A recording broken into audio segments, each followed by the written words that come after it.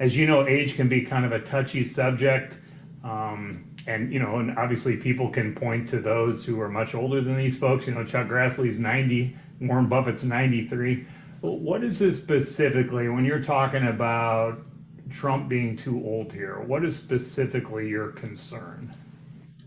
Well, first, as governor of Florida, we've got a lot of great elderly people that contribute a lot and do a lot of great stuff. So I respect that greatly. But I think we've watched Joe Biden, over these last almost 3 years, and probably 90+% of Republicans think that he's not up to the job. Yes, we disagree with his policies, but it's just something that if you were flying an airline, they would make you retire at 65, yet somehow you can pilot the entire country of the United States of America.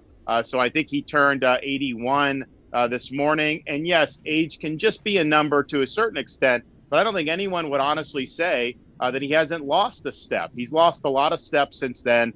We need a president that's fully engaged. We need a president that's got energy and that has vitality and that's going to be able to go in on day one and work hard for full 8 years over a two-term presidency. That's what Republicans deserve, and that's what I would end up bringing to the table. On the Republican side of things, you have to convince people to move on from Trump to you. So what about for Trump? Are you seeing some kind of decline from back when he campaigned in 15 and 16?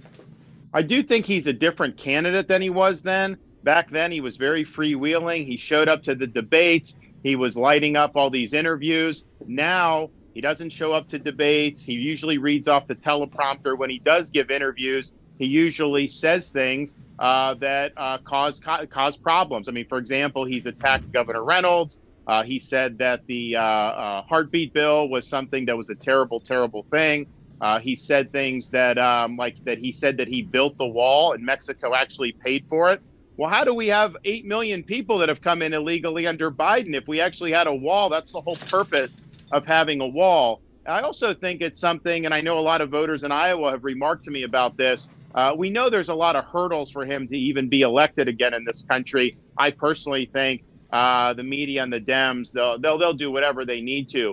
So I don't think he would likely win. But let's just say somehow he does. He'd be a lame duck president on day one, would not be able to serve 2 full terms. I think with all the distractions he's got, his inability to recruit good personnel to serve in an administration, and being a lame duck, I think all those add up to him not going to be able to turn the country around the way we need to. I mean, obviously, his presidency was better than Biden's, but looking forward, I think we need a new leader. I think we need somebody that's going to be focused and disciplined on the American people's issues. It's not about me. It's about you.